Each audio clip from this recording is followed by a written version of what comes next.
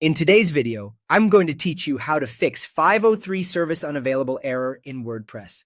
One common cause of a 503 error in WordPress is a problem with your active theme.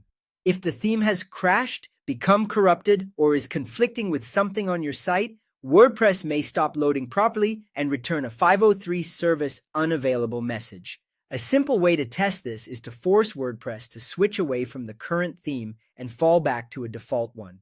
To do that, you'll need to access your WordPress files using your hosting file manager or an FTP client. Once you're connected to your site, open the main WordPress installation folder and go into the WP content directory. Inside that folder, open the themes folder. This is where all of your installed WordPress themes are stored.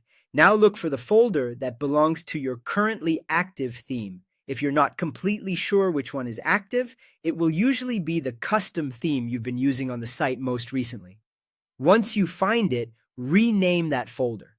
You don't need to make major changes to the name. Just adding something like disabled to the end of the folder name is usually enough. Renaming the folder prevents WordPress from loading that theme.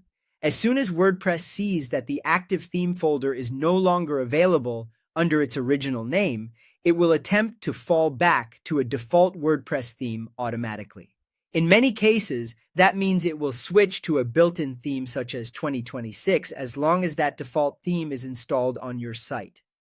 This is useful because it helps you quickly confirm whether the 503 error is being caused by the theme itself. After renaming the folder, try reloading your website. If the site starts working again, that's a strong sign that the original theme was the cause of the problem. At that point, you can leave the default theme active temporarily while you investigate the broken theme further. A good tip here is to rename only the active theme folder, not the entire themes directory. That way, WordPress still has access to any default theme installed on the site and can switch properly. Also, be careful not to delete anything during this process. Renaming is safer because it can easily be reversed later. If your site loads successfully after this change, you've confirmed the issue is theme-related, and you can move on to troubleshooting that theme separately. This quick method is one of the easiest ways to isolate the cause of a 503 error in WordPress.